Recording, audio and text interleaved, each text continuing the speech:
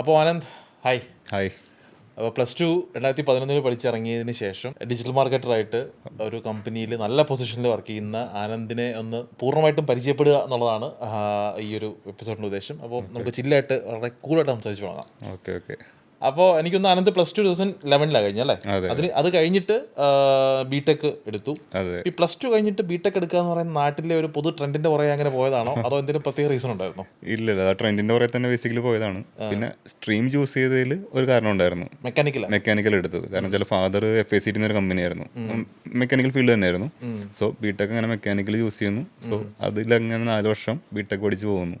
അങ്ങനെയാണ് മെക്കാനിക്കലിലേക്ക് എത്തുന്നത്. Father FACT work ചെയ്യാറ്. അതെ അതെ. ആ സമയത്ത് വലിയ ഡിസിഷൻ മേക്കിംഗ് ലെവലൊന്നും ഇല്ല. അച്ഛനമ്മമാർ പറയണം, നമ്മളങ്ങനെ പോകണം. സോ അങ്ങനെ ബിടെക് മെക്കാനിക്കൽ വൈനായി മാറുന്നു. അപ്പോൾ ഈ മെക്കാനിക്കൽ എടുത്തത് സാധാരണ ആളുകൾ മെക്കാനിക്കൽ എടുക്കുന്നത് നമുക്കൊരു ഈ വണ്ടികളോടുള്ള ഇൻട്രസ്റ്റിന്റെ പുറത്ത്, ഓട്ടോമൊബൈൽ അതൊന്നുമല്ല. ഇല്ല, അതൊന്നും ഉണ്ടായിരുന്നില്ല. അച്ഛൻ്റെ ഒരു ഡിസിഷന്റെ പുറത്ത് മാത്രം വളരെ നല്ലവനായ ഉണ്ണിയായിരുന്നു. ഏറെക്കുറെ. ഓക്കെ. അപ്പോൾ അത് ബിടെക് എവിടെയാണ് പഠിച്ചത്? ബിടെക് ഞാൻ SNM മാലിയങ്കര എന്നുണ്ട്, MG യൂണിവേഴ്സിറ്റി ഉണ്ടല്ലോ, പ്രൈവറ്റ് കോളേജ് ആയിരുന്നു. ഓക്കെ. ആ 4 വർഷം എങ്ങനെ ഉണ്ടായിരുന്നു? 4 വർഷം ഈ പറഞ്ഞ പോലെ തന്നെ അവിടെ വെച്ചാണ് നമ്മുടെ പാഷനുള്ള സിനിമയും അങ്ങനെ കുറേ ഫ്രണ്ട്ഷിപ്പും കാര്യങ്ങളൊക്കെ കയറി വരുന്നത്. പക്ഷെ അല്ലാണ്ട് പഠിത്തത്തിനെ സംബന്ധിച്ചോളം മറ്റേ പഠിച്ച് പാസ്സാവാന്നുള്ളൊരു മാത്രമേ ഉള്ളൂ. ഒരു പാഷൻ്റെ കുറേ കാര്യങ്ങൾ പോലെ അങ്ങനെയൊന്നുമില്ല ഈ പറഞ്ഞ പോലെ. ഒന്നുമില്ല. ഓക്കെ. അപ്പം 4 വർഷം ബിടെക്കാർ ബേസിക്കലി ഒരു എന്താ പറയുക, ഒരു കിങ് ഓഫ് കോളേജ് എന്നായിട്ടോ പറയപ്പെടുന്നത്. മെക്കാനിക്കലിനെ സംബന്ധിച്ചുള്ള റോയൽ മെക്ക് എന്നൊക്കെ വെച്ചാൽ പറയുന്നത്. അതെ അതെ. അതിൻ്റെതായ ഷോ ഓഫും കാര്യങ്ങളൊക്കെ ടൈമിലുണ്ടായിരുന്നു. പക്ഷെ അത് കഴിഞ്ഞപ്പോൾ അതും കഴിഞ്ഞു. പക്ഷെ ഒരുപാട് നല്ല ഫ്രണ്ട്സും കാര്യങ്ങളൊക്കെ കിട്ടി. അങ്ങനെ അത്രേ ഉള്ളൂ. അപ്പോൾ 2015 കംപ്ലീറ്റ് ആവുന്നു മെക്കാനിക്കൽ പഠിച്ചിറങ്ങി. അതെ അതെ. അപ്പോൾ അതിനുശേഷം പിന്നെന്താണ് സംഭവിച്ചത്? ശരിക്കും പറഞ്ഞാൽ അതിന് ശേഷം പ്രാക്ടിക്കൽ സ്കില്ല് ഏൺ ചെയ്യാൻ വേണ്ടിയിട്ട് വർക്ക്ഷോപ്പിൽ പോയിട്ടുണ്ടായിരുന്നു. എന്ന് വെച്ചാൽ ലോക്കൽ വർക്ക്ഷോപ്പാണ്, മറ്റേ ഓട്ടോമൊബൈൽ റീവർക്കിംഗ്, ലെയ്ത്ത്, പിന്നെ ഫാബ്രിക്കേഷൻ്റെ വർക്ക്ഷോപ്പിലൊക്കെ പോയിട്ടുണ്ടായി. അത് ഏകദേശം എനിക്കൊന്ന് ഒരു 8 മാസത്തോളം പോയിട്ടുണ്ടായിരുന്നു. അത് കഴിഞ്ഞിട്ടാണ് പിന്നെ നമ്മുടെ അടുത്ത കഥകൾ തുടങ്ങുന്നത്. PSC, ബാങ്ക്, ഗേറ്റ്, അങ്ങനെ എല്ലാ മേഖലകളും കൂടി ഇങ്ങനെ കയറി ഇറങ്ങി പോലായിരുന്നു. ഒരു 4-5 വർഷത്തിന് മുകളിലുണ്ടായിരുന്നു. സാധാരണ ആൾക്കാർ ഒന്നെങ്കിൽ PSCക്ക് പോകും, അല്ലെങ്കിൽ ബാങ്ക് കോച്ചിങ്ങിന് പോകും, അല്ലെങ്കിൽ ഗേറ്റിന് പോകും. 6 വർഷത്തിന് 3 പറയും പോയി. അതെ അതെ. എത്ര വർഷം പോയി? അത് ഏകദേശം എനിക്കൊരു 6 വർഷത്തിനടുക്കുണ്ടായിരുന്നു. പക്ഷെ അതിനിടയ്ക്കാണ് നമ്മുടെ മറ്റേ ഫ്ലഡും കൊറോണയും എല്ലാം കയറി വരുന്നത്. അപ്പം അങ്ങനെ ഒരു 1.5 വർഷം ആ വഴി പോയി. അതെ അതെ. അല്ല, ഈ PSC കോച്ചിങ്ങിന് പോകാം എന്നുള്ള ഐഡിയ എങ്ങനെ വന്നാ? അല്ല, ബേസിക്കലി ബാങ്ക് കോച്ചിങ് ഗേറ്റ് മാത്രമേ പോയിട്ടുള്ളൂ. ഓക്കെ. അവിടെ നിന്ന് ആപ്റ്റിറ്റ്യൂഡ് കുറച്ച് കിട്ടിയിട്ടുണ്ട്. പിന്നെ ബാക്കിയുള്ള PSC കേസ് മറ്റേ റിനേസൻസ് അങ്ങനത്തെ കാര്യങ്ങളൊക്കെയാണല്ലോ, അത് സെൽഫ് പ്രിപ്പറേഷൻ ആയിരുന്നു. പിന്നെ ബാക്കിയെല്ലാം ബേസ് വെച്ചിട്ടായിരുന്നു ഇവിടെ പോയി പരീക്ഷ എഴുതൽ. ഓക്കെ. അല്ല, അപ്പോൾ ഈ മെക്കാനിക്കൽ കഴിഞ്ഞപ്പോൾ ആ ഒരു ഫീൽഡിൽ വർക്ക് ചെയ്യണം എന്നുള്ളൊരു പ്ലാനൊന്നും ഇല്ലായിരുന്നു? അതും ഉണ്ടായിരുന്നു. അതും വന്നു. ആക്ച്വലി അതിൻ്റെ ഭാഗമായിട്ട് ഒരു HVACയുടെ കോഴ്സ് ചെയ്തു. ഒരു 4 മാസത്തെ കോഴ്സ് ഉണ്ടായിരുന്നു. എന്നിട്ട് അത് പഠിച്ചിട്ട് അവിടെ 1 വർഷം വർക്ക് ചെയ്തിട്ടുണ്ടായിരുന്നു. ബേസിക്കലി മെക്കാനിക്കൽ ഫീൽഡ് അപ്പോൾ ശരിക്കും പറഞ്ഞാൽ ഒരു 2 വർഷത്തിനടുക്ക് പിടിച്ച് വർക്ക് ചെയ്തിട്ടുണ്ട്. ഏത് നമ്മുടെ വർക്ക്ഷോപ്പിൻ്റെ ആദ്യം പറഞ്ഞതും, പിന്നെ ഈ HVACയുടെ മേഖലയിൽ ഒരു ചില്ലർ മാനുഫാക്ചറിങ് കമ്പനി ആയിരുന്നു. അവിടെ ഒരു വർഷത്തോളം വർക്ക് ചെയ്തിട്ടുണ്ട്. 2 വർഷം ഏകദേശം വർക്ക് ചെയ്തുള്ളൂ മെക്കാനിക്കലായിട്ട് ബന്ധപ്പെട്ട്. അപ്പോൾ അപ്പോഴും അതിനായിട്ടൊരു പാഷൻ അങ്ങനെ തോന്നുന്നില്ല? ഇല്ല, അവിടെ മറ്റേ റോബോട്ടിക്സ് സാധനം തന്നെയായിരുന്നു. പണിയെടുക്കുക, മറ്റേ അന്നത്തെ പഠിച്ച പോലെ തന്നെ ഇവിടെ പണിയെടുക്കുക, ശമ്പളം മേടിക്കുക, അതൊക്കെ തന്നെ. ഓ ശരി. അപ്പോഴും ഒരു കോർ ഇൻട്രസ്റ്റ് ഒന്നും അതിനകത്ത് വരുന്നില്ല. അപ്പോൾ അച്ഛനെന്ന് പറയുന്നു? അച്ഛനെ സംബന്ധിച്ചോളം ആള് ജോലിക്കുണ്ട്, ആളവിടെ പഠിക്കണ്ട്, രണ്ടും അങ്ങനെ തന്നെ ന്യൂട്രലായിട്ട് അങ്ങനെ അത്രേ ഉള്ളൂ. ഓക്കെ. അപ്പോൾ നമ്മുടെ ഒരു എന്താ ഇൻട്രസ്റ്റുകൾക്ക് കുറേയൊക്കെ ആ വീട്ടിലിരിക്കുന്ന അച്ഛനും അമ്മയൊക്കെ ആ സമയത്ത് സപ്പോർട്ട് ചെയ്യുന്നുണ്ടായിരുന്നു, അല്ലെങ്കിൽ അവനെന്താ മാനന്തെന്താണോ ഇഷ്ടം അത് പോട്ടെ എന്നായിരുന്നു പ്ലാൻ, അതോ? ഒരു പാഷൻ ഇല്ല ശരിക്കും പറഞ്ഞാൽ. പാഷൻ ഇപ്പോഴും ഏകദേശം കണ്ടുപിടിച്ച് വരുന്നുള്ളൂ, പക്ഷെ എന്നാലും ആ സമയത്ത് ഒട്ടും ഉണ്ടായിരുന്നില്ല. എക്സാക്ട്ലി. അത് എനിക്കൊന്ന് പലരും പറയുന്ന ഒരു പോയിന്റ് ആണ്. ചിലർ പറയും പാഷനെ ഫോളോ ചെയ്യണം, ചിലത് പറയുന്നത് പക്ഷെ അങ്ങനെ പാഷനെ ഫിഗർ ഔട്ട് ചെയ്യാൻ വേണ്ടി തന്നെ കുറെ നാൾ എടുക്കും തോന്നുന്നു, അല്ലേ? അതാണെന്ന് തോന്നുന്നു, അല്ലേ? അങ്ങനെ അതാണ് പറഞ്ഞത്. എൻ്റെ കറക്റ്റ് അങ്ങനെ തന്നെയാണ്. ഇപ്പോഴും ഏകദേശം പാഷൻ കറക്റ്റ് ആയിട്ട് വന്നിട്ടുണ്ടോന്ന് വെച്ചാൽ ചെറുതായിട്ട് എത്ര പെർസെൻറ്റേജ് എല്ലാം വന്നുള്ളൂ, പക്ഷെ ആ സമയത്ത് ഒട്ടും ഉണ്ടായിരുന്നില്ല. അതുകൊണ്ടാണ് അച്ഛനമ്മമാർ പറയുന്നത് ഇങ്ങനെ പോയിക്കൊണ്ടിരുന്നത് ഇങ്ങനെ. അപ്പൊ അവര് ആ സമയത്തൊക്കെ സപ്പോർട്ടീവ് ആയിരുന്നു. പിന്നെ ഇപ്പോ ആനന്ദിയുടെ ഒരാളൊന്നൊരു ഇപ്പോൾ ബിടെക് പഠിച്ചിറങ്ങിയ ഒരാളൊന്ന് ചോദിക്കുകയാണ്, ചേട്ടാ ഞാൻ ഗേറ്റ് കോച്ചിങ്ങിനും ബാങ്ക് കോച്ചിങ്ങിനും പോവാണ്, എന്താണ് ചേട്ടൻ്റെ അഭിപ്രായം ചോദിച്ചാൽ എന്ത് ഉപദേശം കൊടുക്കും? ഞാനിപ്പോൾ എൻ്റെ കഥ ആദ്യം തന്നെ പറഞ്ഞു കൊടുക്കും. ഞാനിങ്ങനെ പോയിട്ട് ഇങ്ങനെയൊക്കെ സംഭവിച്ചെന്ന് പറഞ്ഞു കൊടുക്കും. പക്ഷേ എന്നിട്ട് അതെന്ത് പറഞ്ഞു കൊടുക്കുന്ന വെച്ചാൽ എനിക്ക് റാക്ക് ചെയ്യാൻ പറ്റുമെങ്കിൽ, ടൈമും കാര്യങ്ങളൊക്കെ കൃത്യമായിട്ട് ഇൻവെസ്റ്റ് ചെയ്യാൻ പറ്റുമെങ്കിൽ പോയി നോക്കുക. ഈ പറഞ്ഞ പോലെ തന്നെ, ഇല്ലെങ്കിൽ അവിടെ നിന്ന് ഒരുപാട് ലേണിംഗ് സാധനങ്ങൾ കിട്ടും. എനിക്ക് അതാണ് എൻ്റെ ഇൻവെസ്റ്റ്മെന്റ് ആയിട്ടുള്ളത് ഈ പറഞ്ഞ പോലെ. അപ്പോൾ ആ ഒരു ഫേസ് കഴിഞ്ഞു. എനിക്ക് തോന്നുന്നത് പിന്നെ ഇപ്പം 2015 ബിടെക് പഠിച്ചിറങ്ങി, മെക്കാനിക്കൽ പഠിച്ചിറങ്ങി. 2022 എനിക്ക് തോന്നുന്നു 1 ടീമിൽ, 22 അവസാനമാണ് 1 ടീമിൽ ജോയിൻ ചെയ്തിട്ട്. അപ്പം അന്ന് ഡിജിറ്റൽ മാർക്കറ്റിംഗ് പഠിക്കാം എന്ന ഒരു ഡിസിഷൻ എടുത്തത് എങ്ങനെയാണെന്ന് ഞാൻ വരാം, അതിലേക്ക് നമുക്ക് വരാം. അപ്പോൾ ആ ഡിസിഷൻ എടുക്കുമ്പോൾ അന്നൊരു പേടി ഉണ്ടായിരുന്നോ ശരിക്കും ഡിജിറ്റൽ പിന്നെ മാർക്കറ്റിംഗ്? പിന്നെ അത് ഡെഫിനറ്റ്ലി ഉണ്ടായിരുന്നു. ഈ പറഞ്ഞ പോലെ തന്നെ ബിടെക് മെക്കാനിക്കൽ പഠിക്കുന്നു, അവിടെ കറങ്ങുന്നു, പിന്നെ ബാങ്കിൽ പോകുന്നു. സോ ഒരിടത്തും സ്ഥിരമായിട്ട് നിൽക്കാത്തതിൻ്റെ ഒരു വിഷയം ഉണ്ടായിരുന്നു. സോ ഇവിടെ പോയാലും ഇനി സ്ഥിരമായിട്ട് ഇവിടെ നിൽക്കുക എന്നുള്ള കൺഫ്യൂഷൻ. ആ സമയത്ത് ഏജും ആയിട്ടുണ്ട്, ഈ 30s അടുക്കായിട്ടുണ്ട് ഏജ്. സോ അവിടെ നിൽക്കാൻ പറ്റും ഇനി വീണ്ടും ലൈഫ് സ്റ്റാർട്ട്സ് അറ്റ് 30 എന്ന് പറയുന്നത്. പറയുന്നത്. അതെ അതെ, പക്ഷേ എന്നാലും ഒരു സംഭവം ഉണ്ടല്ലോ ഈ പറഞ്ഞല്ലോ, ഇനിയും ഇനി ചാടിക്കൊണ്ടിരിക്കും, ഒരു ഫിക്സ് ആയിട്ട് ഇല്ലെങ്കിൽ പണി കിട്ടില്ല എന്നുള്ള രീതിയിൽ വെച്ചിട്ടൊരു ഡൗട്ട് ഉണ്ടായിരുന്നു ഈ പറഞ്ഞ പോലെ. പക്ഷെ അപ്പോൾ അത് എങ്ങനെയാണ് ആ ഡൗട്ടിനെ ഓവർകം ചെയ്തത്? ഡൗട്ട് പക്ഷേ ഈ പറഞ്ഞ പോലെ എന്തായാലും ജോബ് കിട്ടിയേ പറ്റൂ എന്നൊരു സിറ്റുവേഷനിലായിരുന്നു ആ സമയത്ത്. സോ ഇത് ഈ പറഞ്ഞ പോലെ അന്ന് നമ്മൾ പറഞ്ഞ പ്രോബിലിറ്റിയുടെ കേസാണ് പറഞ്ഞത്. ഈ പറഞ്ഞ ഓപ്പർച്യൂണിറ്റീസ് ഉണ്ടെന്ന് പറഞ്ഞിട്ട് അങ്ങനെ ജോയിൻ ചെയ്യുന്നു, പിന്നെ ജോലി കിട്ടുന്നു, പിന്നെ അങ്ങോട്ട് ഈ പറഞ്ഞ പോലെ തന്നെ ഓൺ ദ ഫ്ലോ എന്ന് പറഞ്ഞാൽ. അപ്പോൾ അതിനിടയ്ക്കാണ് ആനന്ദിൻ്റെ കസിനും എൻ്റെ ഫ്രണ്ടുമായിട്ടുള്ള രാജേഷ് ഇടപെടുന്നത്. അതെ അതെ. അപ്പോൾ രാജേഷിൻ്റെ ഇൻവോൾവ്മെൻറ്റ് എങ്ങനെയായിരുന്നു? അത് ഈ പറഞ്ഞ പോലെ തന്നെ മറ്റേ ഫാമിലി എല്ലാവർക്കും ജോലിയായി, അപ്പോൾ എനിക്കതൊന്നും ജോലി ആയിട്ടില്ല. അപ്പോൾ നിനക്ക് ജോലി കിട്ടണ്ടേ എന്നുള്ള രീതിയിൽ വെച്ചിട്ട് പുള്ളി അങ്ങനെ റെക്കമെൻഡ് ചെയ്യുന്നതാണ്. ഇങ്ങനെ ആള് എന്നോട് പറയണത് പൈത്തൺ പഠിക്കാൻ വേണ്ടി പറയണത്. അതെ, എന്നോട് ആനന്ദ് ചോദിക്കുന്നതും പൈത്തൺ തന്നെ പഠിക്കട്ടെ എന്ന് ചോദിച്ചിട്ടാണ്. ഡിജിറ്റൽ മാർക്കറ്റിംഗ് ടേമേ അന്ന് നമ്മൾ പിക്ചറിലില്ല. അതെ, ഞാൻ തിരിച്ച് അങ്ങോട്ട് പറഞ്ഞ ഡിജിറ്റൽ മാർക്കറ്റിംഗ് ആയിരിക്കും നല്ലതെന്ന്. അതെ അതെ. ശരി, അപ്പോൾ ഈ ഡിജിറ്റൽ മാർക്കറ്റിംഗ് പഠിച്ചു തുടങ്ങുന്നു. അപ്പോൾ അത് തുടങ്ങി കഴിഞ്ഞപ്പോൾ എന്തൊക്കെയായിരുന്നു പിന്നെ അത് ഇൻട്രസ്റ്റ് തുടങ്ങിയോ ആദ്യം തൊട്ടേ, അതോ ചലഞ്ചിങ് ആയിരുന്നോ ആദ്യം? എങ്ങനെയായിരുന്നു ആ ഒരു കാര്യം? ആനന്ദ് പഠിച്ചത് ആയിട്ട് മേഖലയായിട്ട് ഒരു ബന്ധമില്ലാത്തൊരു ഏരിയയാണ് digital marketing. Mechanical plus two ഏതായിരുന്നു? കമ്പ്യൂട്ടർ സയൻസ് ആയിരുന്നു. അവിടെ ഒരു CS ബാക്ക്ഗ്രൗണ്ട് ഉണ്ട്. സ്റ്റിൽ അതിനുശേഷം ഒരു 10-12 വർഷം ഇതൊരു ബന്ധമില്ല. അപ്പോൾ അവിടെ എങ്ങനെയായിരുന്നു പഠിച്ചു തുടങ്ങിയപ്പോൾ? പഠിച്ചിറങ്ങിയപ്പോൾ അതിൻ്റെതായ ബുദ്ധിമുട്ടുണ്ടായിരുന്നു. പിന്നെ അപ്പോഴും മനസ്സിലായ സംഭവം ഈ ഏജിൽ ഈ സംഭവം ഇനി വർക്കൗട്ട് ആക്കാൻ പറ്റുമോ എന്നുള്ളത് ഈ പറഞ്ഞ പോലെ തന്നെ. പിന്നെ ഈ പറഞ്ഞ പോലെ യൂട്യൂബ് ഉണ്ട്, അന്ന് ChatGPT തുടങ്ങണം. സോ ഇവന്മാർ രണ്ടുപേരെ ഹെൽപ്പോടുകൂടി പിന്നെ നല്ല ടീമിന്റെ ഭാഗമാകാൻ പറ്റും സ്റ്റാർട്ടിങ് കയറിയപ്പോൾ തന്നെ. സോ അങ്ങനെ പിടിച്ചേറി വന്നു. ബുദ്ധിമുട്ടുണ്ടായിരുന്നു, എളുപ്പത്തിലൊന്നല്ല, പക്ഷെ ഈ പറഞ്ഞ പോലെ തന്നെ ക്രാക്ക് ചെയ്യാൻ പറ്റും എവിടേക്കോ. ഈ ഒരു ക്വസ്റ്റ്യൻ ആക്ച്വലി ഡിജിറ്റൽ മാർക്കറ്റിംഗ് ഒരു ഫ്യൂച്ചർ ഇല്ല എന്നൊക്കെ പറയുന്ന കുറേ പേർക്ക് ഒരു സംശയ നിവാരണത്തിന്റെ ഭാഗമായിട്ട് ചോദിക്കുന്നത് കരുതിയാൽ മതി. അപ്പോൾ ആനന്ദ് ഇപ്പോൾ ഡിജിറ്റൽ മാർക്കറ്റിംഗ് പഠിച്ചിറങ്ങി ഒരു 2 വർഷത്തോളമായിട്ട് ഒരു രണ്ട് കമ്പനീസിൽ ഇപ്പോൾ വർക്ക് ചെയ്യുന്നു. ഓൾമോസ്റ്റ് 2 years എക്സ്പീരിയൻസ് ആവുന്നു. ശരിക്കും അങ്ങനെ ഒരു കാര്യമുണ്ടോ? ഡിജിറ്റൽ മാർക്കറ്റിംഗ് ഫ്യൂച്ചറില്ലാത്തൊരു കാര്യമാണോ, അതോ പഠിച്ചാൽ ഓപ്പർച്യൂണിറ്റീസ് ഉള്ളൊരു കാര്യമല്ലേ? എന്താ ആനന്ദിൻ്റെ ഒരു ടേക്ക്? അതിപ്പോൾ പറയുകയാണെങ്കിൽ ഓപ്പർച്യൂണിറ്റീസ് ഉണ്ട്, ആവശ്യമായിട്ടുണ്ട് ഈ പറഞ്ഞ പോലെ തന്നെ. പിന്നെ ഈ പറഞ്ഞ പോലെ ലേറ്റസ്റ്റ് ഉണ്ടായിട്ടുള്ള AI ഓട്ടോമേഷൻ ഒക്കെ ഇപ്പോൾ വന്നുകൊണ്ടിരിക്കുക. സോ അതിനെയൊക്കെ ലെവറേജ് ചെയ്യാന്നുള്ളതാണ് ഇവിടുത്തെ സർവൈവലിനെ ഡിപ്പെൻഡ് ചെയ്യുന്ന സംഭവങ്ങളൊക്കെ. സോ അങ്ങനെ ഉപയോഗിക്കാൻ പറ്റുമെങ്കിൽ നല്ല സ്കോപ്പും കാര്യങ്ങളൊക്കെ ഉള്ളതാണ് ഈ പറഞ്ഞ പോലെ തന്നെ. പിന്നെ കൊമേഴ്സിന്റെ ബൂമും കാര്യങ്ങളൊക്കെ അതിന് പല സ്റ്റാറ്റിക്സും എല്ലാം കാണിക്കുന്ന ഗ്രോത്ത് കാണിക്കുന്നത്. സോ എന്നാലും ഡെഫിനറ്റ്ലി സ്കോപ്പ് ഉണ്ട് ഈ പറഞ്ഞ പോലെ. ഓക്കെ, ഡിജിറ്റൽ മാർക്കറ്റിംഗ് വൺ ടീമിൽ പഠിച്ച് കോഴ്സ് ഓൾമോസ്റ്റ് കഴിയുന്നതിന് മുൻപ് ആണ് ഫസ്റ്റ് ജോബ് കിട്ടിയത്. അതെങ്ങനെ കിട്ടിയ ആ ഒരു ഒന്ന് പറയാമോ? നസീർ സാറിന് സ്റ്റുഡൻ്റ് ആയിരുന്നു. അപ്പോൾ ലാസ്റ്റ് മന്ത് തന്നെ എനിക്കൊന്ന് ഇന്റർവ്യൂ ഈ പറഞ്ഞ ഗ്രോത്ത് ഫാദർ കമ്പനി, അപ്പോൾ അവിടെ ഇന്റർവ്യൂ വിളിക്കുന്നു, അറ്റൻഡ് ചെയ്യുന്നു. ഈ പറഞ്ഞ പാരലൽ തന്നെ എനിക്കൊന്ന് 2-4 ഇന്റർവ്യൂ സെറ്റ് ചെയ്യണ്ടായിരുന്നു. പക്ഷേ ആദ്യം വിളി വന്നത് ഗ്രോത്ത് ഫാദർ എന്നായിരുന്നു. സോ അങ്ങനെ ആദ്യമേ തന്നെ. അവിടെ എന്തൊക്കെ റൗണ്ട്സ് ഉണ്ടായിരുന്നു ഓർമ്മയുണ്ടോ ഈ ഗ്രോത്ത് ഫാദറിൽ ആദ്യം അപ്ലൈ ചെയ്ത സമയത്ത്? അവിടെ ആദ്യം HR ഒരു റൗണ്ട് ഉണ്ടായിരുന്നു, പിന്നെ ഡയറക്റ്റ് അത് കഴിഞ്ഞിട്ട് പിന്നെ നമ്മുടെ CEO നിയാസ് സാറിൻ്റെ ഡയറക്റ്റ് ഇന്റർവ്യൂ ആയിരുന്നു. അത് നല്ല ടഫായിരുന്നു എന്നാണ് പറഞ്ഞത്. ഇന്റർവ്യൂ കഴിഞ്ഞിട്ട് എനിക്ക് ഞാൻ ഓഡിയോ അയക്കിയത്. ഓഡിയോ വെച്ചിട്ട് പറയുന്നത് വെച്ചാൽ ഒരുപാട് ക്വസ്റ്റ്യൻസ് കാര്യങ്ങളൊക്കെ ചോദിച്ചിട്ടുണ്ടായിരുന്നു. എനിക്കൊന്നും പറയാൻ പറ്റില്ല എന്ന് പറഞ്ഞിട്ട് ഞാൻ വിളിച്ചു പറഞ്ഞു. അപ്പോൾ പക്ഷേ നിയാസ് സാറിൻ്റെ ഒരു സ്റ്റൈൽ എന്ന് വെച്ചാൽ പുള്ളി ചോദിക്കും, അപ്പോൾ ഞാൻ പറഞ്ഞു ഞാനൊന്ന് പറഞ്ഞു നോക്കട്ടെ എന്നുള്ള ഇതിൽ എൻ്റെ അറ്റംപ്റ്റ് അടുത്തുനിന്ന് ഈ സംഭവം ആണെന്ന് ഞാൻ ട്രൈ ചെയ്തോട്ടെ എന്ന് പറയും. അറിയില്ല എന്ന് പറയും, അപ്പോൾ പറയുന്നത് പറയാമെന്ന് പറയും. പറഞ്ഞിട്ട് പിന്നെ ആൾ പറയും ഇതല്ല ഇന്നതാന്ന് പറയും. So at the end basically ഞാൻ നോക്കുമ്പോൾ വെച്ചാൽ ചോദിച്ചാലൊന്നും ഉത്തരം പറഞ്ഞില്ല. ബേസിക്കലി മറ്റേ സെൽഫ് ഇൻട്രോ ആ സാധനം മാത്രമേ പറഞ്ഞല്ലോ അവിടെ. അങ്ങനെ ആ രീതിയിലായിരുന്നു. അപ്പൊ എനിക്ക് തോന്നുന്നു പക്ഷേ ആദ്യം എനിക്ക് ആനന്ദിന്റെ ഇംപ്രഷൻ അത് കിട്ടില്ല എന്നായിരുന്നു അല്ലേ? അതെ അതെ. അപ്പൊ അന്ന് എനിക്ക് മെസ്സേജ് സാധ്യത ഇല്ല എന്നുള്ള രീതിയിലായിരിക്കും. അതെ, ഇതിനടുത്ത് ഇന്റർവ്യൂ വരും, അത് ക്രാക്ക് ചെയ്ത് നോക്കിയാൽ മതി എന്നൊക്കെ പറഞ്ഞിട്ട് പറഞ്ഞത്. അതെ അതെ. അപ്പോൾ ഈ ഞാനിത് എടുത്ത് ചോദിക്കാൻ കാര്യം ഈ പലപ്പോഴും ഈ ഫ്രഷേഴ്സ് ആയിട്ടുള്ളവർക്ക് ഈ ഫസ്റ്റ് ഇന്റർവ്യൂ എന്ന് പറയുമ്പോൾ പലർക്കും അവർക്ക് പേടിയായിരിക്കും, ഭയമായിരിക്കും, എന്തൊക്കെ ചോദിക്കാം, എന്തൊക്കെ റൗണ്ട്സ് ഉണ്ടായിരിക്കും. അപ്പോൾ ആ ഒരു ഹെൽപ്പ് വേണ്ടി ചോദിച്ചു. അപ്പം ശരിക്കും ഇവർ ഒരു ഡിജിറ്റൽ മാർക്കറ്റിംഗ് പഠിച്ചിറങ്ങുന്ന ഒരാൾ അല്ലെങ്കിൽ any technology digital marketing Python ആയിക്കോട്ടെ, ശരിക്കും എന്തൊക്കെ പ്രിപ്പറേഷൻസ് അന്ന് ആനന്ദ് നടത്തിയിട്ടുള്ളത് ഈ ഒരു ഇന്റർവ്യൂവിന് പോകുന്നതിന്റെ ഭാഗമായിട്ട്? ഇന്റർവ്യൂവിന്റെ ഭാഗമായിട്ട് ഇപ്പം അന്ന് നമുക്ക് HR ട്രെയിനിങ് കാര്യങ്ങളൊക്കെ ഉണ്ടായിരുന്നു.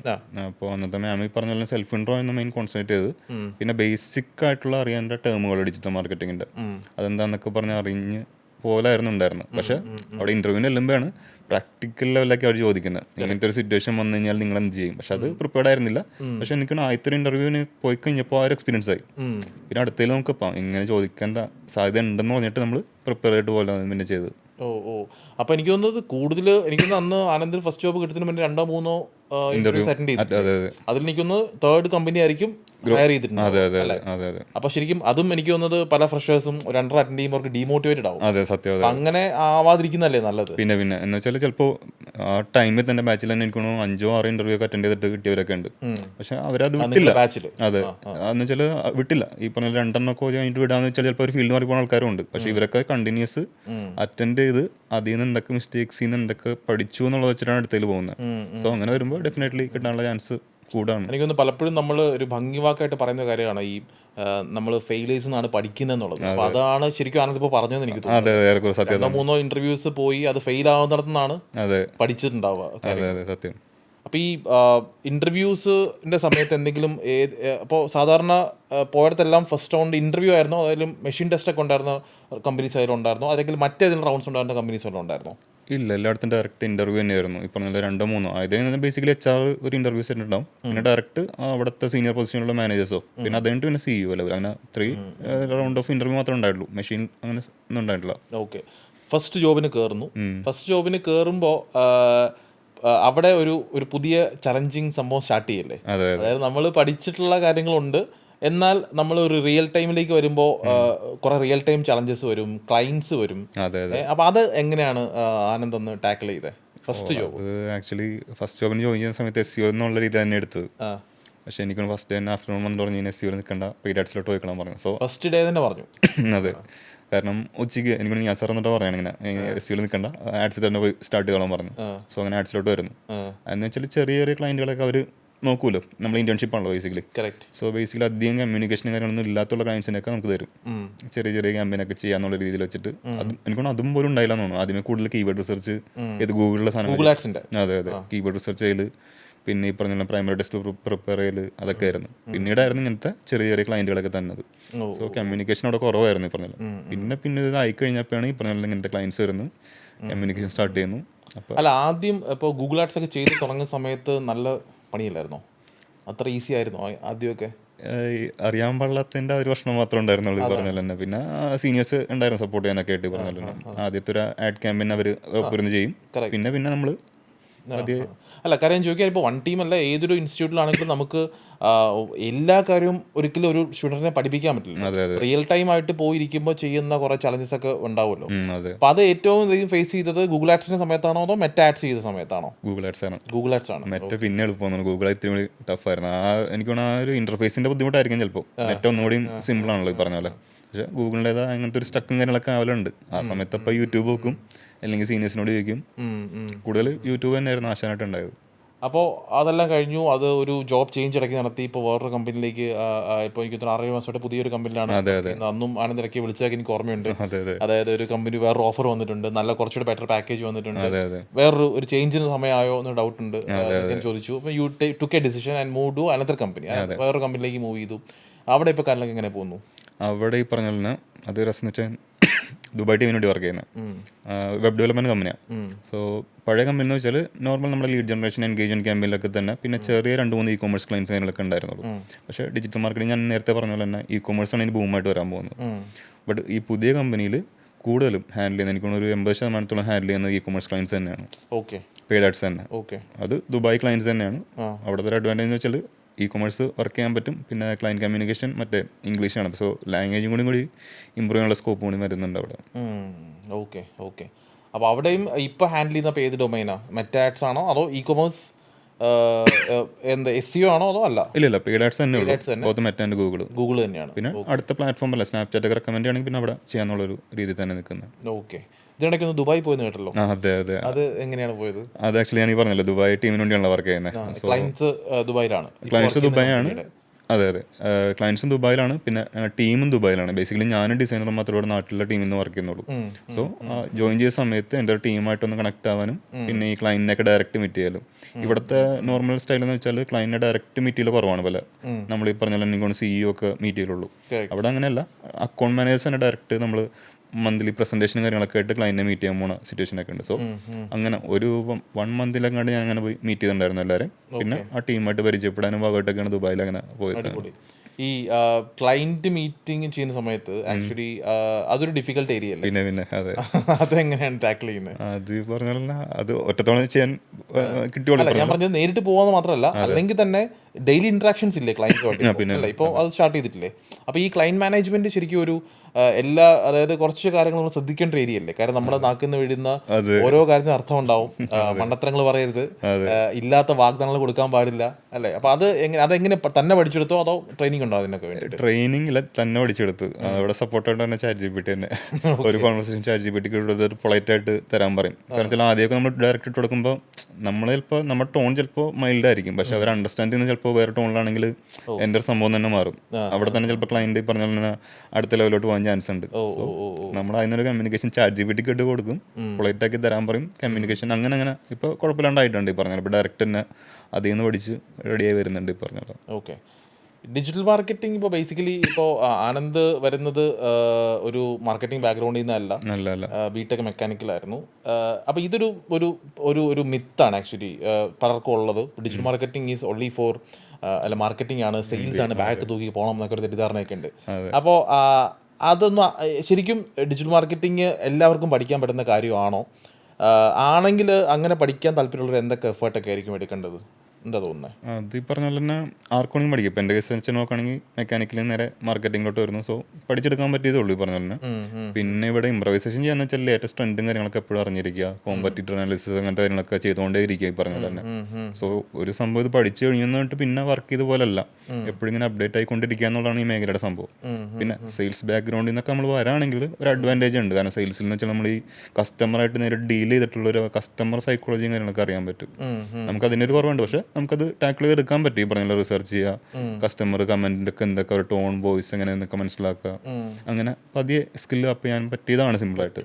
ഓക്കെ. അപ്പോൾ ഡിജിറ്റൽ മാർക്കറ്റിംഗിൽ ഫീൽഡിൽ വർക്ക് ചെയ്യുന്ന ആൾക്കാർക്ക് വേണം തോന്നിയിട്ടുള്ള ഒരു ബേസിക് സ്കിൽ സെറ്റ് എന്തൊക്കെയായിരിക്കും? അതായത് ടെക്നിക്കൽ അല്ല ഉദ്ദേശിച്ച്, ഇപ്പോൾ വേറെ എന്തെങ്കിലും, ഇപ്പോൾ ഒരു ഇപ്പോൾ മേ ബി പേഷ്യൻസോ അങ്ങനെ എന്തെങ്കിലും, ഞാൻ എക്സാമ്പിൾ പറഞ്ഞാണ്, അങ്ങനെ എന്തായിരിക്കും? അല്ലെങ്കിൽ കുറേ ഒബ്സർവ് ചെയ്യേണ്ട ഒരു സ്കിൽസ് ഒക്കെ വേണ്ടി വരും, എന്തൊക്കെയായിരിക്കും? അങ്ങനെ എന്തെങ്കിലും തോന്നുന്നുണ്ടോ? എനിക്ക് ബേസിക്കലി ഒറ്റൊരു പോയിന്റ് പറഞ്ഞിരുന്നതാണ്, യൂസർ എന്ത് ഒരു സംഭവം നമ്മൾ എക്സിക്യൂട്ട് ചെയ്യുന്ന സമയത്ത് അവിടെ യൂസറായിട്ട് നമ്മൾ അവൻ്റെ POV നോക്കാന്നുള്ളതാണ്. അതായത് യൂസർ മറ്റേ കസ്റ്റമർ നമ്മളിപ്പോൾ ഒരു ആഡ് സെറ്റ് ചെയ്യുകയാണെങ്കിൽ ആഡ് കാണുന്ന കസ്റ്റമറിന്റെ, അതെ, നമ്മളെ സിസ്റ്റത്തിന് വേണ്ടിയല്ല വർക്ക് ചെയ്യണം, യൂസറാണല്ലോ നമ്മുടെ എൻഡ് കസ്റ്റമർ അല്ല, പ്രൊഡക്റ്റും പർച്ചേസ് ചെയ്യുന്ന ആളായി പോലും. സോ യൂസർ എന്ത് കാണും, അവന് ഇത് കണ്ടാൽ മേടിക്കുമോ, ഇത് കണ്ടാൽ അവൻ എന്ത് തോന്നും എന്നൊക്കെ ആ ഒരു സൈക്കോളജി മാത്രം ബേസിക്കലി അറിഞ്ഞ് ശ്രദ്ധിച്ചാൽ മതി, പറഞ്ഞ പോലെ മതിയെ.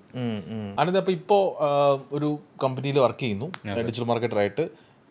ഡേ ഇൻ എ ലൈഫ് എന്ന് പറയാമോ? ഇപ്പോൾ എങ്ങനെ ഒരു ദിവസം രാവിലെ തുടങ്ങിയാൽ എങ്ങനെയായിരിക്കും ഒരു day of A digital marketer? ചുമ്മാ ഒരു ക്യൂരിയോസിറ്റി പുറത്ത് ചോദിക്കുന്നത്. ഓക്കെ. ആക്ച്വലി ജോബ് ടൈം എന്ന് വെച്ചാൽ 9 to 6 ആണ്. അപ്പോൾ 9 നമ്മൾക്ക് ഓഫീസിലെത്തുന്നത് ബേസിക്കലി. പിന്നെ സ്റ്റാർട്ടിങ് തന്നെ ഡിജിറ്റൽ മാർക്കറ്റ് എന്ന് വെച്ചാൽ നമ്മുടെ പ്ലാറ്റ്ഫോമിലെല്ലാം ഒരു ടാബിൽ ഓപ്പൺ ചെയ്യണം. മെറ്റ ഓപ്പൺ ചെയ്യും, ഗൂഗിൾ ആഡ്സ് ഓപ്പൺ ചെയ്യും. ഓക്കെ, ഇന്നലെ ക്യാമ്പയിൻ റൺ ചെയ്ത റിസൾട്ടൊക്കെ എങ്ങനെയുണ്ടെന്നുള്ളത് ജസ്റ്റ് ഒരു ഓവർവ്യൂ നിങ്ങളൊക്കെ നോക്കുന്നു. പിന്നെ ഡിപ്പെൻസ് ഓൺ ദ കമ്പനി. ഇപ്പോൾ എന്നെ സംബന്ധിച്ചോളം ഈ ഓരോ മെട്രിക്സുകളും കാര്യങ്ങളൊക്കെ ഗൂഗിൾ ഷീറ്റാക്കി വെക്കുന്ന ഒരു പരിപാടി ഉണ്ട്. ഈ പറഞ്ഞ പോലെ കമ്പനിയുടെ ഒരു സ്ട്രക്ചറിന്റെ ഭാഗമായിട്ടാണ്, ഡോക്യുമെന്റേഷന്റെ ഭാഗം. അതെ. അപ്പോൾ എല്ലാ മെട്രിക്സും കാര്യങ്ങളൊക്കെ നോട്ട് ചെയ്യാം. പിന്നെ കഴിയുമ്പോൾ തന്നെ മോർണിംഗ് 2 മീറ്റിംഗ് ഉണ്ട്. ഞാൻ പറഞ്ഞപ്പോൾ ദുബായ് ടീമിൽ വേണ്ടി വർക്ക് ചെയ്യണമെങ്കിൽ പോലും എനിക്ക് കേരള ടീമായിട്ട് മീറ്റിംഗ് ഉണ്ട്. അപ്പോൾ 2 മീറ്റിംഗ് മോർണിംഗ് തന്നെ ഉണ്ട്. പിന്നെ അതായിട്ടാണ് പിന്നെ ഓൾറെഡി ഒരു പ്ലാൻ സെറ്റ് ചെയ്തിട്ടുണ്ട്. ഒരു ക്ലയന്റിന് വേണ്ടി ഇത്ര ടൈം അലോക്കേറ്റ് ചെയ്യാം. അവിടെ എന്ന് വെച്ചാൽ കോമ്പറ്റീറ്റർ റിസർച്ച് വരും, നിലവിൽ നമ്മുടെ CPR ഒക്കെ അല്ലെ പഴയ അപേക്ഷിച്ചിട്ട് കൂടിയിട്ടുണ്ടെങ്കിൽ മറ്റേ റൂട്ട് അനാലിസിസും കാര്യങ്ങളൊക്കെ നടത്താം. എന്തുകൊണ്ടായിരിക്കും കൂടിയേക്കണത്, എന്തെങ്കിലും ട്രെൻഡ് പുറകിൽ വേറെ നടക്കുന്നുണ്ടോ, അതാണ് കാരണം എന്നുള്ളതൊക്കെ അനലൈസ് നടത്താന്നുള്ളതാണ്. പിന്നെ കോമ്പറ്റീറ്റീവ് അനാലിസിസ് നല്ല ക്രിയേറ്റീവ്സ് ഇങ്ങനെയൊക്കെ ഐഡന്റിഫൈ ചെയ്യാം. ഇപ്പോൾ ക്രിയേറ്റീവ് ആണല്ലോ കൂടുതലായിട്ട് വർക്ക് ചെയ്യുന്നത്. സോ അതൊക്കെ കണ്ടുപിടിക്കുക. സോ അങ്ങനെ മൾട്ടിപ്പിൾ ക്ലയൻസ് ഉള്ളതുകൊണ്ട് ഇങ്ങനെ ഓരോ സ്പ്ലിറ്റ് ടൈം ഇങ്ങനെ സെറ്റ് ചെയ്തിട്ട് ഇങ്ങനെ അനലൈസ് നടത്താം. പിന്നെ അറ്റ് ദ എൻഡ് വീണ്ടും ഒരു മീറ്റിംഗ് ഉണ്ട്, ഇന്ന് എന്തൊക്കെ ചെയ്തു എന്നുള്ളതൊക്കെ പറഞ്ഞിട്ട്. അപ്പോൾ അതുകൊണ്ട് കഴിഞ്ഞാൽ ഏകദേശം 6 o'clock ആവും ഈ പറഞ്ഞ പോലെ. അപ്പോൾ കറക്റ്റ് 6 ഇറങ്ങാൻ പറ്റാറുണ്ടോ? ഇല്ല അതില്ല, ഒരു 6:30-7 മണിയൊക്കെ ആവും ഈ പറഞ്ഞ സങ്കല്പം മാത്രമാണല്ലോ. അതെ. രാവിലെ സമയത്ത് കയറാൻ വേണം. അതെ. അപ്പോൾ ഇപ്പോൾ ക്ലയൻറ്റ് മാനേജ്മെൻറ്റ് വരുന്നു, ഇപ്പോൾ പുതിയ കാര്യങ്ങൾ, അതായത് മീറ്റിങ്സ്, അതിനിടയ്ക്ക് നമ്മൾ പണി ചെയ്യണം, കോള്, ഇങ്ങനെ കുറേ കാര്യങ്ങൾ. ഇതിനിടയ്ക്ക് നേരത്തെ പറഞ്ഞു ഡിജിറ്റൽ മാർക്കറ്റിംഗ് ഒരുപാട് അപ്ഡേറ്റ് ചെയ്തുകൊണ്ടിരിക്കേണ്ട കാര്യമാണ് എന്നുള്ളത്. ഡിജിറ്റൽ മാർക്കറ്റിംഗ് മാത്രമല്ല, എല്ലാം പൊതുവെ അങ്ങനെയാണ്. അപ്പോൾ അങ്ങനെ ഇപ്പോൾ ലേണിങ്ങിനൊക്കെ സമയം കിട്ടാറുണ്ടോ? ഇപ്പോൾ അങ്ങനെ പഠിക്കാൻ പറ്റാറുണ്ടെങ്കിൽ എങ്ങനെയൊക്കെയാണ്, അങ്ങനെ ഇതിന് സമയം കണ്ടെത്താൻ പറ്റാറുണ്ടോ? അത് പാരലൽ ഇടയ്ക്ക് ഈ പറഞ്ഞ കോമ്പറ്റീവ് അനാലിസിസ് പോകുമ്പോൾ അവൻ്റെ ഒരു പ്രത്യേകതരം ആഡ് കണ്ടു. ഓക്കെ, നമ്മൾ കണ്ടിട്ടില്ല, അതെങ്ങനെ കണ്ടു. അപ്പോൾ അതിനെ ബാക്ക്ഗ്രൗണ്ട് ചെക്ക് ചെയ്ത് പോകുമ്പോൾ ചിലപ്പോൾ പുതിയ കാര്യങ്ങളൊക്കെ കിട്ടും.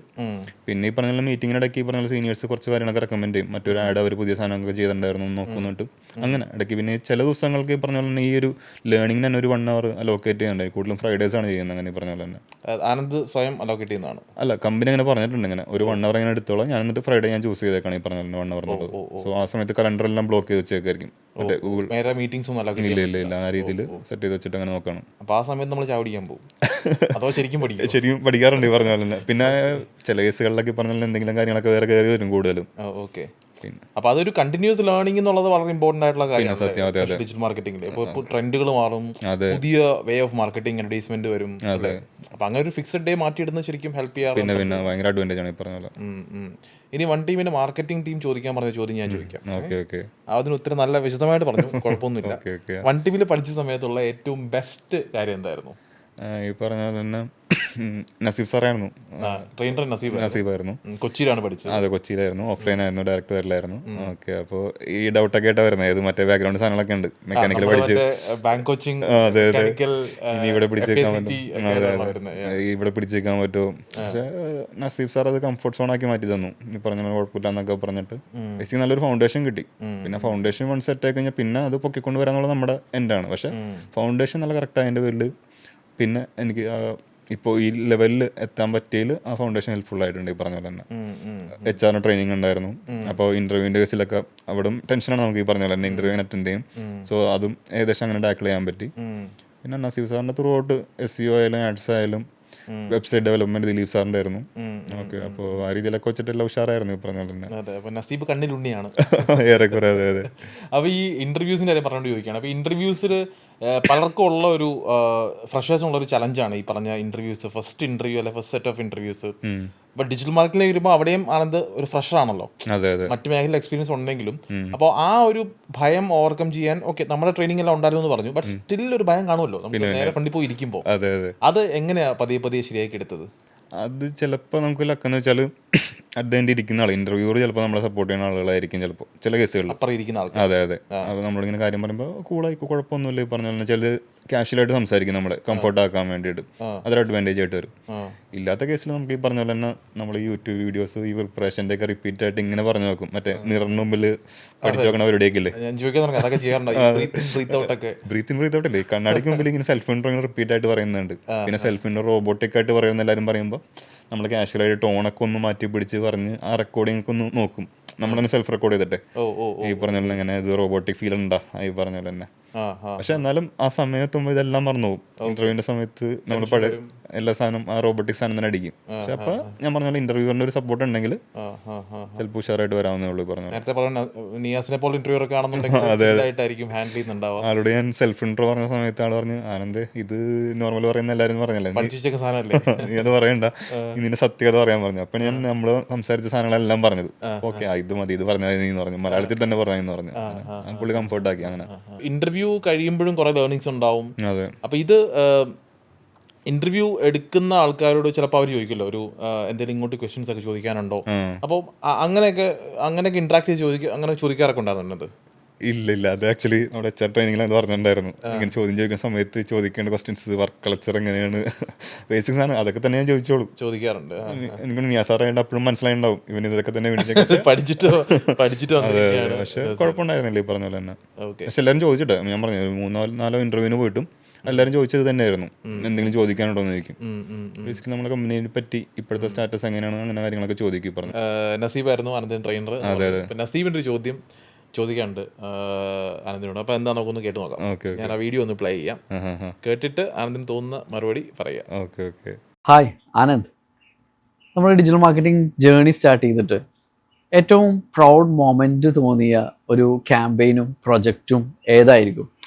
നമ്മളിപ്പോൾ ഒരു കരിയറിൻ്റെ ഒരു ഇനിഷ്യൽ സ്റ്റേജിൽ ഇതാണ് എൻ്റെ ഫ്യൂച്ചർ, അല്ലെങ്കിൽ ഒരു സന്തോഷം തന്ന ഒരു പോയിന്റ് ഉണ്ടാവില്ലേ, അല്ലെങ്കിൽ ഒരു ക്യാമ്പയിൻ ആവാം, ചിലപ്പോൾ ഒരു പ്രൊജക്റ്റ് ആവാം. ഏതാണത്? ഈ ചോദ്യമാണെങ്കിൽ സിമ്പിൾ ക്യാമ്പയിൻ ചെയ്ത് നമ്മളൊരു ഫർണിച്ചർ സ്റ്റോറിൻ്റെ ക്ലയൻറ്റ് ഉണ്ടായിരുന്നു, കാലിക്കറ്റ് ബേസ് ചെയ്തിട്ടുള്ള. അപ്പോൾ എനിക്ക് തോന്നുന്നു അധികാരം ചെയ്യാത്തൊരു ക്യാമ്പയിൻ, ട്രാഫിക്കിൻ്റെ അകത്തുള്ള കോൾ ക്യാമ്പയിൻ. പല ക്ലയൻസും തള്ളിക്കളയുന്ന സാധനമാണ്. എല്ലാവരും ലീഡ് ജനറേഷൻ എൻഗേജ്മെൻറ്റ് വേണമെന്നുകൊണ്ട് പറഞ്ഞ സംഭവമായിരുന്നു. ഇവർക്ക് വേണ്ടി ഒരു കോൾ ക്യാമ്പയിൻ എനിക്ക് തോന്നുന്നു ഒരു ഡെയിലി 50 രൂപ 100 രൂപ ബഡ്ജറ്റിന് ചെയ്തത്. എനിക്ക് തോന്നുന്നു ഒരാഴ്ചക്കുള്ളിൽ തന്നെ ഒരു 35 lakhs 50 lakhs ഇടയിൽ തന്നെ ഒരു കൺവേർഷൻ നടന്നു. ഓക്കെ. ചെറിയ ക്യാമ്പയിനാണ് ഈ പറഞ്ഞ പോലെ, എല്ലാം അണ്ടർ എസ്റ്റിമേറ്റ് ചെയ്തൊരു ക്യാമ്പയിൻ. ഈ പറഞ്ഞ പോലെ സിമ്പിളായിട്ട്, പക്ഷെ നല്ല കോണ്ടന്റ് ഉണ്ടായിരുന്നു. റീൽ വീഡിയോ ആയിരുന്നു ആ സമയത്തൊക്കെ. എനിക്ക് റീൽ അടിച്ചു കയറി വന്നുകൊണ്ടിരിക്കുകയാണ്. സ്റ്റാറ്റിക്കിൽ നിന്ന് റീലോട്ടുള്ള ട്രാൻസ്ലേഷൻ അങ്ങനെ എല്ലാ പരിപാടിയാണ്. പക്ഷെ അതാണ് എന്നും മനസ്സിൽ ഓർത്തിക്കുന്ന ഒരു നിസ്സാര ബജറ്റിൽ ഈ പറഞ്ഞ പോലെ ഇത്ര ROI അല്ലെങ്കിൽ ROS രണ്ടുമണി കയറി വന്നു ഈ പറഞ്ഞ പോലെ. നമ്മൾ പൊളിയാണെന്ന് തോന്നിയൊരു അതെ അതെ അതെ ചെയ്ത ഒരു കാര്യം അല്ല, റിട്ടേൺ അത്രയും ക്ലയന്റിന് അപ്പം തന്നെ കിട്ടി എന്നുള്ളതല്ല അതിനകത്ത് വലിയൊരു കാര്യം. ഓക്കെ, അപ്പോൾ നമ്മുടെ ഒരു ബേസിക് ക്വസ്റ്റ്യൻസ് എല്ലാം കഴിഞ്ഞു. ഇനി നമുക്കൊരു 2-3 ചെറിയ സെഗ്മെന്റ്സിലേക്ക് ഒന്ന് പോവാം. Okay okay. അതിൽ ആദ്യത്തെ സെഗ്മെന്റ് കുറച്ച് രസകരമായ സെഗ്മെന്റാണ്. അത് വേറൊന്നുമില്ല, ഈ സെഗ്മെന്റിന്റെ പേരും ചിത്രമാണ്. തെറ്റ് ചെയ്യാത്തവരായി ആരുമില്ല ഗോപു സെഗ്മെന്റിന്റെ പേര്. അതായത് ഒറ്റ ക്വസ്റ്റ്യൻ ഉള്ളൂ ഈ സെഗ്മെന്റിൽ. ഇതുവരെ ആനന്ദിന്റെ കരിയർ എടുത്തു കഴിഞ്ഞാൽ ഒരു എന്താ പറയുക വരുത്തിയിട്ടുള്ള 2 മിസ്റ്റേക്സ് എന്തൊക്കെയാണെന്നുള്ളതെന്ന് പറയാമെങ്കിൽ, അതേ മിസ്റ്റേക്സ് ഇപ്പോഴും വരുത്തിക്കൊണ്ടിരിക്കുന്ന ആൾക്കാർ ചിലപ്പോൾ വീഡിയോ കാണുന്നുണ്ടായിരിക്കും കരിയറിൽ. അപ്പോൾ അത് എങ്ങനെ മിസ്റ്റേക്സ് വരുത്തിയിട്ടുണ്ടെങ്കിൽ അതെന്താണ്, ഉണ്ടാവുമല്ലോ എന്തെങ്കിലുമൊക്കെ, അതെന്താണ്, അതെങ്ങനെയാണ് പിന്നെ ശരിയാക്കി എടുത്തത് എന്നും കൂടെ പറയാമെങ്കിൽ വളരെ ഹെൽപ്ഫുൾ ആയിരിക്കും. അത് മിസ്റ്റേക്ക് ആക്ച്വലി എന്നെ സംബന്ധിച്ചുള്ള ഉപകാരമായിട്ടുള്ളൂ. ഈ പറഞ്ഞ പോലെ അന്ന സമയത്തൊക്കെ ബാങ്കിലൊക്കെ കയറിപ്പോയെങ്കിൽ ചിലപ്പോൾ ഇവിടേക്ക് വരാൻ പറ്റില്ലായിരുന്നു. അവിടെ ഈ പറഞ്ഞ പോലെ ആ ജോബിൽ അങ്ങനെ പോയേനെ. മറ്റേ ക്ലറിക്കൽ ആ ലെവലിൽ ഈ പറഞ്ഞ PO ആ ലെവലിലോട്ടൊക്കെ പോവുള്ളൂ, ഇവിടേക്ക് വരാൻ പറ്റില്ല. സോ അന്ന് ആ മിസ്റ്റേക്ക് അതിന് പോകാൻ തോന്നി, ക്രാക്ക് ചെയ്യാൻ പറ്റിയില്ല. പക്ഷെ അപ്പോൾ ഇവിടെ എത്താൻ പറ്റിയെന്നാണ്. അത് മിസ്റ്റേക്ക് ആണ് എന്താണെന്ന് എനിക്ക് പറയാൻ പറ്റുന്നില്ല. മിസ്റ്റേക്ക് എന്ന് പറയാൻ പറ്റില്ല, അത് നമ്മുടെ ലൈഫിന്റെ ഒരു ജേർണിയുടെ അതെ. അപ്പോൾ അതിനകത്ത് അടുത്ത ഒരു സെഗ്മെന്റ് എന്ന് പറയുന്നത് ഒരു കുഞ്ഞ് സെഗ്മെന്റ് ആണ്, യെസ് ഓർ നോ സെഗ്മെന്റ് എന്ന് പറയും. അതായത് ഞാനൊരു 3-4 ക്വസ്റ്റ്യൻസ് ചോദിക്കാം ആനന്ദിനോട്. അപ്പോൾ ആ ചോദ്യങ്ങൾക്കുള്ള ഉത്തരം ഒന്നെങ്കിൽ യെസ് അല്ലെങ്കിൽ നോ എന്നുള്ളത് പറയുക. യെസ് ആണെങ്കിലും നോ ആണെങ്കിലും അതിന്റെ റീസൺ അല്ലെങ്കിൽ അതിന്റെ പിന്നെ ഒരു കഥയും കൂടെ പറയുക. അതിനെന്താ ഈ ഒരു 2 പ്ലക്കാർഡ്സ് ഉപയോഗിക്കാം. ഇത് കൈപ്പിടിച്ചോ. ആദ്യത്തെ ക്വസ്റ്റ്യൻ ഞാൻ ചോദിക്കാം. ആദ്യത്തെ ക്വസ്റ്റ്യൻ ഇത്രയേ ഉള്ളൂ. ബിടെക്കിന് പഠിച്ച സമയത്ത് ബിറ്റ് വെച്ച് എഴുതിയ എക്സാം, തുണ്ട് വെച്ച് എഴുതിയ എക്സാം തോറ്റിട്ടുണ്ടോ? തോറ്റിട്ടില്ല, പണിയെടുത്തിന് നമ്മുടെ ഫലം ഉണ്ടാക്കിയിട്ടുണ്ട്. ബിറ്റ് വെച്ച് എക്സാം എഴുതിയിട്ടുണ്ട്. ആര് കേൾക്കാന്ന് പറഞ്ഞു ഉണ്ടാവുള്ളൂ. പക്ഷെ അത് നമ്മൾ അധ്വാനിച്ച് എഴുതി പാസ്സായിട്ടുണ്ട്. ഓക്കെ. അപ്പൊ അടുത്ത ക്വസ്റ്റ്യൻ, ജോലി ഇല്ലാതെ തെണ്ടിത്തിരിഞ്ഞ് നടന്ന സമയത്ത് ഇന്റർവ്യൂ ഉണ്ടെന്ന് പറഞ്ഞ് വീട്ടിൽ നിന്ന് വെറുതെ ഇറങ്ങി പോയിട്ടുണ്ട്. എവിടെ പോയിരിക്കും? എന്നിട്ട് സിനിമയ്ക്ക് പടത്തിന് പോകും. അത് എനിക്കിപ്പോഴും ഓർമ്മയുണ്ട്. ഒരു ഇന്റർവ്യൂവിന് പറഞ്ഞ പോലെ എക്സിക്യൂട്ടീവ് ലുക്കിൽ ഇറങ്ങിയിട്ട് അച്ഛൻ നമ്മുടെ അനുഗ്രഹമൊക്കെ മേടിച്ചിട്ട് എന്നെ അനുഗ്രഹിക്കണം. അതെ എക്സിക്യൂട്ടീവ് ലുക്കിൽ ബാഗ് നോക്കിയിട്ട് ടോം ഹോളന്റെ മറ്റേ സ്പൈഡർമാൻ പാർട്ട് 1 ആ പടത്തിന് പോയി. അത് ആദ്യത്തെ ആയിരുന്നു. പിന്നെ അവിടെ കണ്ടിന്യൂസ് ഉണ്ടായിരുന്നു. ഈ പറഞ്ഞ പോലെ അതൊരു തുടക്കം മാത്രമേ. അതെ 2-3 ജനം പിന്നെ അങ്ങനെ പോയിട്ടുണ്ട്. പിന്നെ വീട്ടോട് പറയുന്ന ഇന്റർവ്യൂവിന് പോകുന്നതായിരിക്കും. അല്ല, ശരിക്കും ഇന്റർവ്യൂ ഉണ്ടാവും. പക്ഷെ ഈ പറഞ്ഞ പോലെ നമുക്ക് ഈ പറഞ്ഞ പോലെ മറ്റേ ബന്ധക്കാർ അങ്ങനെ വരുന്ന സംഭവങ്ങളൊക്കെ ആയിരുന്നു ചില സമയത്ത്. ആ സമയത്ത് ആ ഈഗോ എന്തൊക്കെ പ്രശ്നങ്ങളൊക്കെ ആണെന്നോണം നമ്മൾ വിടിച്ച് അങ്ങനെ ഒരുപാട് സ്കിപ്പ് ചെയ്യലുണ്ടായിരുന്നു. സോ അങ്ങനെ വിട്ടുകളഞ്ഞാണ് ഇതൊക്കെ. ആ സമയത്ത് തിയേറ്ററിൽ പോയിക്കൊണ്ടിരുന്ന മറ്റേ ഫുൾ സ്ലീവ് ഒക്കെ ഇട്ട് നമ്മൾ ഇൻസെർട്ട് ഒക്കെ ചെയ്യും. അതെ, മറ്റേ മെഡിക്കൽ ഡോക്ടർമാരൊക്കെ കാണുമല്ലോ. അതെ അങ്ങനെ ആയിരിക്കും. ഓക്കെ, അടിപൊളി. 3ാമത്തെ ക്വസ്റ്റ്യൻ, ജോലി ഒന്നും ആയില്ലേ മോനെ എന്ന് ചോദിക്കുന്ന ചില വീട്ടുകാരോടും നാട്ടുകാരോടും തനിക്കൊന്നും വേറെ പണിയില്ലേടോ എന്ന് ചോദിക്കാൻ തോന്നിയിട്ടുണ്ടോ? അത് പിന്നെ ഉറപ്പായിട്ട് 100%. അതെ 3 തവണ യെസ്. അതെ അങ്ങനെ ചോദ്യം കേട്ടിട്ടുണ്ടോ? അത് കേട്ടിട്ടുണ്ട്. ഇപ്പൊ പറഞ്ഞ എങ്ങനെ പറയാ, എനിക്ക് പറഞ്ഞ വീട് താമസം പരിപാടി കല്യാണത്തിനെക്കാട്ടൊക്കെ ഭയങ്കര ഇഷ്ടം. വീട് താമസം പരിപാടി കൂടാൻ ഭയങ്കര ഇഷ്ടം. അതിന്റെ അഡ്വാൻറ്റേജ് എന്ന് വെച്ചാൽ ഹൗസ് വാമിങ് നമുക്ക് ഒരു ഫിക്സഡ് ടൈം ഇല്ല. മറ്റേത് കെട്ട് കഴിഞ്ഞാൽ ഭക്ഷണം അപ്പം തന്നെ എല്ലാവരും തിരക്കും കാര്യങ്ങളൊക്കെ. വീട് താമസം അങ്ങനെയല്ല, ഒരു 10 to 2 മണി എപ്പോൾ കയറിയാൽ നമുക്ക് ലാവിഷായിട്ട് ഭക്ഷണം കഴിച്ച് ഇങ്ങനെ പോരാ. പിന്നെ വീട് കാണാന്നുള്ളൊരു ഇങ്ങനെ ഇഷ്ടമുള്ള പരിപാടിയാണ്. പുതിയ വീട്, അതെ, അങ്ങനത്തെ പരിപാടിയുണ്ട്. പക്ഷെ ഈ സംഭവം വന്നതിന് ശേഷം ഞാൻ പോലില്ല, ഒരു പരിപാടിക്കും പോലില്ല. ഈ പറഞ്ഞ ആളുടെ ചോദ്യം ഗ്യാപ്പ് വന്ന് പിന്നെ ആളുകൾ അവിടെ ചെന്നാലും ചോദിക്കാൻ പോകുന്ന ചോദ്യങ്ങൾ ഇതൊക്കെ തന്നെയാണ്. ഈ പറഞ്ഞ ജോലി ആയില്ലേ അവിടെ ചെന്നാലും മരിപ്പിന് പോലും സ്കിപ്പ് ചെയ്ത പരിപാടിയൊക്കെ ഉണ്ടായിരുന്നു. ഈ പറഞ്ഞ മറ്റേ മരണാനന്തര ചടങ്ങിനൊക്കെ പോകുമ്പോൾ അവിടെ ഈ പറഞ്ഞ ചെല്ലുമ്പോൾ ചോദിക്കുന്നത് ഇതൊക്കെ തന്നെയാണ്. ജോലി ആയില്ലേ, എന്താണ് ഇത്ര നല്ലതായിട്ട് ജോലി ആവാത്തത്, മറ്റേ ആൾക്കായല്ല എനിക്കെന്താവാത്തത്, അതൊക്കെ തന്നെയാണ്. അങ്ങനത്തെ പരിപാടി തിരിച്ചു ചോദിക്കാൻ വേറെ പണിയില്ലേടോ എന്ന് ചോദിക്കാൻ. അതെ, മരിച്ച് വീട്ടിൽ വെച്ചിട്ട് ഇങ്ങനെ ചോദിക്കണ എന്താന്ന് ചോദിച്ചിട്ട് വേണ്ട, ഇനി പ്രായത്തിന് മൂത്ത ആൾക്കാരാണല്ലോ. അതുകൊണ്ട് അങ്ങനെ ആരും തിരിച്ചു ചോദിച്ചിട്ടുണ്ടോ? ഇല്ല, അങ്ങനെ ചോദിച്ചിട്ടില്ല. ഇനി വെറുതെ അതും കൂടി മേടിച്ച് തല്ലി വെക്കണ്ടെന്ന് വെച്ചിട്ട്. മേടിക്കണ്ടല്ലോ എന്ന് കരുതി അതെ അതെ ചോദിച്ചിട്ടില്ലല്ലോ അല്ലേ? അതെ അതെ.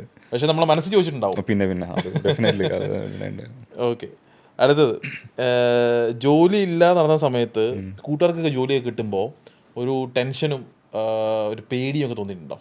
Yes or no? അത് ആക്ച്വലി ഉണ്ട്. ഉണ്ട്. അത് എന്നോട് തന്നെ ഞാൻ ചോദിക്കാറുണ്ട്. ഈ പറഞ്ഞല്ലോ എന്നോട് വർക്കൊക്കെ ജോലിയായില്ല, നമുക്ക് എന്താ ജോലി ആവാത്തെന്നുള്ള രീതിയിൽ ചോദിക്കും. അപ്പോൾ ഞാൻ തന്നെ എന്നോട് സമാധാനിക്കും, സമയമാകുമ്പോൾ ചിലപ്പോൾ ആവായിരിക്കും മറ്റേ ദാസം വിജയൻ സ്റ്റൈലിൽ. അപ്പോൾ അങ്ങനെ ഇടയ്ക്ക് തോന്നാറുണ്ട് ഈ പറഞ്ഞ തന്നെ. പക്ഷേ ടൈം ആയപ്പോഴേക്കും ഇപ്പോൾ കുഴപ്പമില്ലാണ്ടായില്ല, ഇത്തിരി വൈകിയായാലും നല്ലൊരു ജോലിയിലോട്ട് എത്തിയാൻ പറ്റി ഈ പറഞ്ഞ പോലെ തന്നെ. ഓക്കെ, അപ്പോൾ അങ്ങനെ കുഴപ്പമില്ലാതെ. അപ്പോൾ അടിപൊളി. അപ്പോൾ ആനന്ദ്, അപ്പം thank you so much for coming. Okay. നമ്മളൊരു 1/4 മണിക്കൂർ സംസാരിച്ചു. അതിൽ എനിക്കത് ഇൻട്രസ്റ്റിംഗ് ആയിട്ട് തോന്നിയൊരു കാര്യം എന്ന് പറയുന്നത്, ആനന്ദ് വേറെ ഒരു ബാക്ക്ഗ്രൗണ്ടിൽ നിന്ന്, ഇപ്പോൾ മെക്കാനിക്കൽ പോലത്തെ ബാക്ക്ഗ്രൗണ്ടിൽ നിന്ന് വന്നു, അതിനുശേഷം വേറെ പല വഴിക്കൊക്കെ തിരിഞ്ഞ് പോയി, ഇപ്പോൾ ഒരു റൈറ്റ് സ്പേസിൽ ലാൻഡ് ചെയ്തെന്ന് തോന്നുന്നു. അപ്പോൾ അതിൻ്റെ സന്തോഷമൊക്കെ ആനന്ദ് മുഖത്ത് കാണാനുണ്ടെന്ന് തോന്നുന്നു. Wish you all the very best. ഇനി ഒരു 5-6 വർഷം കഴിയുമ്പോൾ വലിയ അടിപൊളി കമ്പനിയിലൊക്കെ ഇരുന്ന് വർക്ക് ചെയ്യുന്ന ആ സമയത്ത് ഇൻ്റർവ്യൂ നമുക്ക് ആ സമയത്ത് എടുക്കാം. So thank you so much. Thank you for coming. Okay, thank you.